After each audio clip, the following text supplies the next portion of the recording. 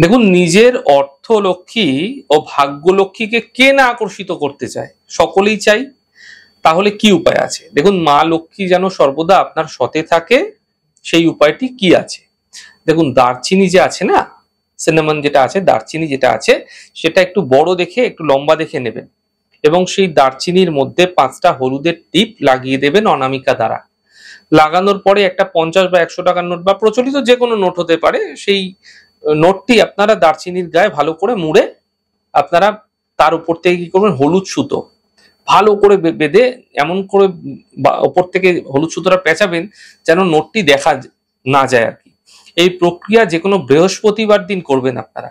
আপনারা সেটাকে এবার কি করবেন, বৃহস্পতিবার হয়ে গেলে ওই বাঁধা যে নোটের যে দারচিনির টুকরোটা রয়েছে, সেটা আপনারা কি করবেন, আপনাদের যে লকার রয়েছে সেখানে আপনারা রেখে দিন। আমি আপনাদের কথা দিচ্ছি, মা লক্ষ্মী আকর্ষিত হবেন এবং আপনাকে ছেড়ে যাবেন না।